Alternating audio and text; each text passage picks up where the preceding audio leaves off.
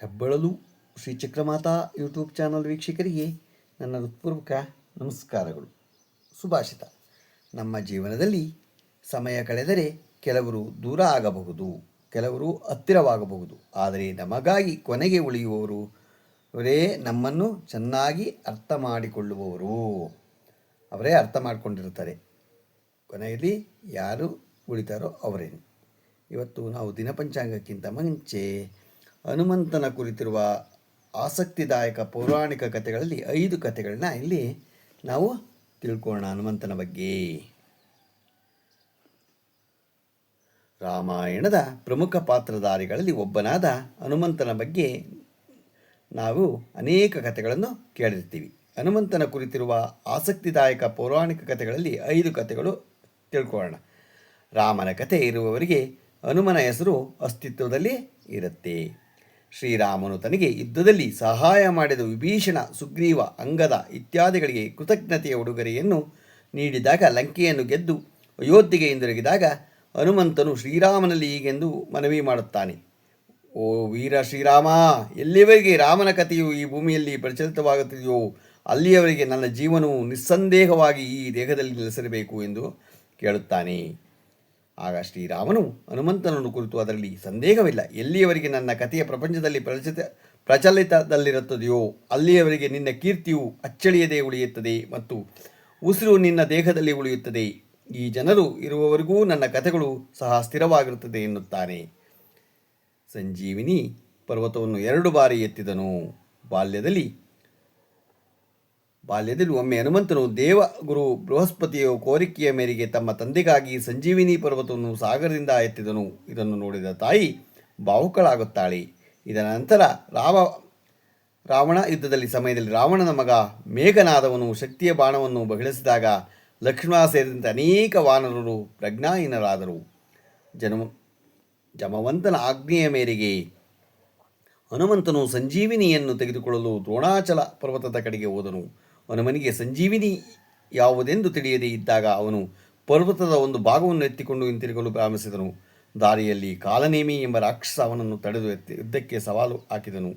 ಕಾಲನೇಮಿ ರಾಕ್ಷಸ ರಾವಣನ ಅನುಯಾಯಿ. ರಾವಣನ ಆಜ್ಞೆಯಂತೆ ಕಾಲನೇಮಿ ಹನುಮಂತನ ದಾರಿಯನ್ನು ತಡೆಯಲು ಹೋದನು. ಆದರೆ ರಾಮ ಭಕ್ತ ಹನುಮಂತನಿಗೆ ಅವನ ಮೋಸ ತಿಳಿಯಿತು ಮತ್ತು ತಕ್ಷಣವೇ ಅವನನ್ನು ಕೊಂದನು.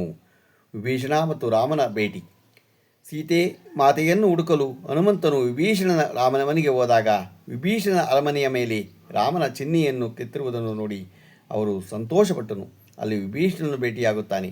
ವಿಭೀಷಣನು ಅವನ ಪರಿಚಯವನ್ನು ಕೇಳುತ್ತಾನೆ ಮತ್ತು ತನ್ನನ್ನು ರಘುನಾಥನ ಭಕ್ತ ಎಂದು ಬಣ್ಣಿಸುತ್ತಾನೆ. ಹನುಮಂತ ಮತ್ತು ವಿಭೀಷಣ ಸುದೀರ್ಘ ಸಂಭಾಷಣೆ ನಡೆಸುತ್ತಾರೆ. ಇದಾದ ನಂತರ ಶ್ರೀರಾಮನು ಲಂಕೆಯನ್ನು ಏರಲು ತಯಾರಿ ನಡೆಸುತ್ತಿರುವ ಸಮಯದಲ್ಲಿ ರಾವಣನೊಂದಿಗೆ ವಿಭೀಷಣನ ವಿವಾದವು ನಡೆಯುತ್ತದೆ. ಕೊನೆಯಲ್ಲಿ ವಿಭೀಷಣವು ಅರಮನೆಯನ್ನು ತೊರೆದು ಸಮುದ್ರದ ಬದಿಗೆ ಬರುತ್ತಾನೆ. ರಾಮನನ್ನು ಭೇಟಿಯಾಡಲು ಉತ್ಸುಕನಾಗುತ್ತಾನೆ.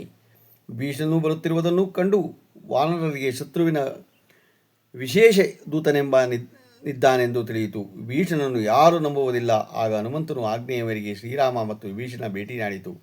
ಮೊದಲು ಬರೆದ ರಾಮಾಯಣ ಏನು? ಧರ್ಮಗ್ರಂಥಗಳ ಪ್ರಕಾರ ಹನುಮಂತನು ಬಂಡೆಯ ಮೇಲೆ ತನ್ನ ಗುರುಗಳಿಂದ ರಾಮಕಥೆಯನ್ನು ಮೊಟ್ಟಮೊದಲು ಬಾರಿಗೆ ಬರೆದನೋ ಎಂದು ಹೇಳಲಾಗಿದೆ. ಈ ರಾಮಕಥೆಯು ವಾಲ್ಮೀಕಿ ರಾಮಾಯಣಕ್ಕಿಂತ ಮುಂಚೆಯೇ ಬರೆಯಲ್ಪಟ್ಟಿದೆ ಮತ್ತು ಇದನ್ನು ಹನುಮ ರಾಮಾಯಣ ಎಂದು ಕರೆಯಲಾಗುತ್ತದೆ. ಭಗವಾನ್ ಶ್ರೀರಾಮ ರಾವಣನನ್ನು ಗೆದ್ದ ನಂತರ ಅಯೋಧ್ಯೆಯಲ್ಲಿ ಆಳ್ವಿಕೆಯನ್ನು ಪ್ರಾರಂಭಿಸಿದಾಗ ಮತ್ತು ಶ್ರೀರಾಮಂತನು ಹಿಮಾಲಯಕ್ಕೆ ಹೋದಾಗ ಈ ಘಟನೆಯು ಸಂಭವಿಸಿತು.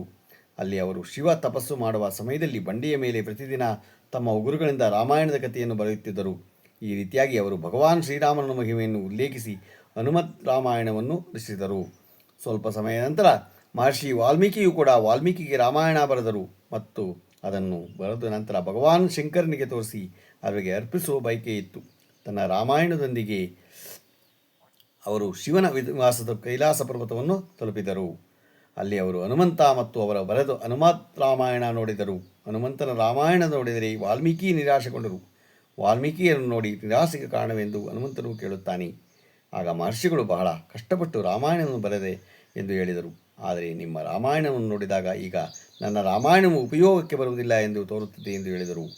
ವಾಲ್ಮೀಕಿಯ ಕೋಪವನ್ನು ತಡಿಸಲು ಹನುಮಂತನು ಪರ್ವತದ ಬಂಡೆಯನ್ನು ಒಂದು ಭುಜದ ಮೇಲೆ ಎತ್ತಿಕೊಂಡು ಇನ್ನೊಂದು ಭುಜದ ಮೇಲೆ ಮಹರ್ಷಿ ವಾಲ್ಮೀಕಿಯವರೊಡನೆ ಸಮುದ್ರಕ್ಕೆ ಹೋಗಿ ತಾನು ಬರೆದ ರಾಮಾಯಣವನ್ನು ಶ್ರೀರಾಮನಿಗೆ ಶ್ರೀ ಸಮುದ್ರದಲ್ಲಿ ಮುಳುಗಿಸಿದನು. ಅಂದಿನಿಂದ ಹನುಮಂತನು ರಚಿಸಿದ ಹನುಮದ್ ರಾಮಾಯಣ ಲಭ್ಯವಿಲ್ಲ. ಅದು ಇನ್ನೂ ಕೂಡ ಸಮುದ್ರದಲ್ಲಿ ಇದೆ ಎನ್ನುವ ನಂಬಿಕೆ ಇದೆ. ಹನುಮಂತ ಮತ್ತು ಅರ್ಜುನ ರಥದ ಮೇಲೆ ಹನುಮಂತನನ್ನು ಕೂರಿಸುವುದರ ಹಿಂದೆ ಒಂದು ಕಾರಣವಿದೆ ಎಂದು ಆನಂದ ರಾಮಾಯಣದಲ್ಲಿ ವಿವರಿಸಲಾಗಿದೆ. ಒಮ್ಮೆ ಅರ್ಜುನ ರಾಮೇಶ್ವರಂನಲ್ಲಿ ಹನುಮಂತನನ್ನು ಭೇಟಿಯಾಗುತ್ತಾನೆ. ಈ ಮೊದಲ ಸಭೆಯಲ್ಲಿ ಅರ್ಜುನನು ಹನುಮಂತನನ್ನು ಕುರಿತು ರಾಮ ಮತ್ತು ರಾವಣನ ನಡುವೆ ಯುದ್ಧ ನಡೆದಿರುವಾಗ ನೀವು ಇಲ್ಲಿ ಇದ್ದೀರಾ ಎಂದು ಕೇಳುತ್ತಾನೆ. ಸೇತುವೆಯ ಬಗ್ಗೆ ಹನುಮನು ವಿವರಿಸುತ್ತಿರುವಾಗ ಶ್ರೀಕೃಷ್ಣರ ಅಲ್ಲಿಗೆ ಬಂದು ತಾನು ಆಮೆಯಾಗದಿದ್ದರೆ ಸೇತುವೆಯ ಮೇಲೆ ಕಾಲಿಡಲು ಸಾಧ್ಯವಾಗುತ್ತಿರಲ್ಲ ಎಂದು ಹೇಳುತ್ತಾನೆ. ಇದನ್ನು ಕೇಳಿದ ಹನುಮನಿಗೆ ತುಂಬ ಬೇಸರವಾಯಿತು ಮತ್ತು ಕ್ಷಮೆ ಕೇಳಿದ. ಆಗ ಕೃಷ್ಣನು ನಿರಾಶರಾಗಬೇಡಿ ಮತ್ತು ನೀವು ಅರ್ಜುನ ರಥದ ಧ್ವಜದ ಮೇಲೆ ಸ್ಥಾನ ಪಡೆಯಬೇಕೆಂದು ನಾವು ಬಯಸುತ್ತೇವೆ. ಅದಕ್ಕಾಗಿಯೇ ದ್ವಾಪರದಲ್ಲಿ ಶ್ರೀ ಹನುಮಂತನನ್ನು ಮಹಾಭಾರತದಲ್ಲಿ ಅರ್ಜುನನ ಧ್ವಜದ ಮೇಲೆ ಅವನು ಕುಳಿತಿರ್ತಾನೆ. ಗೊತ್ತಾಯ್ತಾ?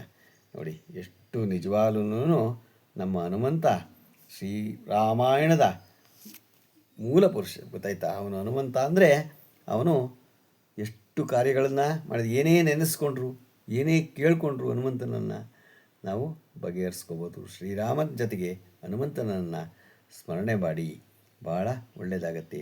ಏನೇ ನಮಗೆ ದೋಷಗಳಿದ್ರೂ, ನವಗ್ರಹ ದೋಷಗಳಿದ್ದರೆ ಅದು ಹನುಮಂತನನ್ನು ಗುಡಿಗೆ ಹೋಗಿ ನೀವು ಮಾಡಿ, ಹನುಮಂತನನ್ನು ಇದು ಮಾಡಿ, ಎಲ್ಲ ದೋಷಗಳು ನಿಮಗೆ ಪರಿಹಾರವಾಗುತ್ತೆ. ಶನಿ ಯಾರು ಬೇಕಾದ್ರೂ ಮುಟ್ಬೋದು, ಆದರೆ ಹನುಮಂತನನ್ನು ಮುಟ್ಟೋದಕ್ಕೆ ಸಾಧ್ಯ ಇಲ್ಲ. ಇವತ್ತು ದಿನ ಪಂಚಾಂಗವನ್ನು ತಿಳ್ಕೊಳ್ಳೋಣ. ದಿನಾಂಕ 2/9/2025 ಮಂಗಳವಾರ, ಶ್ರೀ ವಿಶ್ವಾವಸುನಾಮ ಸಂವತ್ಸರ, ದಕ್ಷಿಣಾಯನ, ಭಾದ್ರಪದ ಮಾಸ, ವರ್ಷ ಋತು ಶುಕ್ಲಪಕ್ಷ, ತಿಥಿ ದಶಮಿ, ರಾತ್ರಿ 12:17, ನಕ್ಷತ್ರ ಮೂಲ, ರಾತ್ರಿ 7:43, ಮಳೆ ಪೂರ್ವಭಾದ್ರ 1ನೇ ಪಾದ, ರಾಹುಕಾಲ 3:28ರಿಂದ 5 ಗಂಟೆ 1 ನಿಮಿಷ ತನಕ ಇದೆ. ಗುಳಿಕ ಕಾಲ 12:23ರಿಂದ 1:55 ತನಕ ಇದೆ. ಯಮಗಂಟ ಕಾಲ 9:17ರಿಂದ 10:50 ತನಕ ಇದೆ. ಇವತ್ತು ಯಾರು ಹುಟ್ಟುಹಬ್ಬ ಆಚರಿಸ್ಕೊತಿದ್ರು, ಮದುವೆಯಾದ ದಂಪತಿಗಳು ವಾರ್ಷಿಕೋತ್ಸವ ಆಚರಣೆ ಮಾಡ್ತಿರೋರಿಗೆ ನಮ್ಮ ಹೆಬ್ಬಳಲು ಶ್ರೀ ಚಕ್ರಮಾತಾ ಯೂಟ್ಯೂಬ್ ಚಾನಲ್ ಕಡೆಯಿಂದ ಶುಭ ಕಾಮನೆಗಳನ್ನು ತಿಳಿಸ್ತೀವಿ. ದೇವರವರಿಗೆ ಆಯಸ್ಸು, ಆರೋಗ್ಯ, ಐಶ್ವರ್ಯ ಎಲ್ಲ ಕೊಟ್ಟು ಕಾಪಾಡಲಿ ಅಂತ ಕೇಳ್ಕೊತೀನಿ. ನಮ್ಮ ಹೆಬ್ಬಳಲು ಶ್ರೀ ಚಕ್ರಮಾತಾ ಯೂಟ್ಯೂಬ್ ಚಾನಲ್ ಯಾರು ಸಬ್ಸ್ಕ್ರೈಬ್ ಆಗಲು ದಯಮಾಡಿ ಸಬ್ಸ್ಕ್ರೈಬ್ ಆಗಿ ಲೈಕ್ ಕೊಡಿ. ಇದು ನಿಮ್ಮದೇ ಚಾನಲ್ ಆಗಿರೋದ್ರಿಂದ ನಮ್ಮ ಲಿಂಕನ್ನು ಬೇರೆ ಗ್ರೂಪ್ಗಳಿಗೆ ಫಾರ್ವರ್ಡ್ ಮಾಡಿ. ನಮಸ್ಕಾರಗಳು, ನಮಸ್ಕಾರಗಳು, ನಮಸ್ಕಾರಗಳು.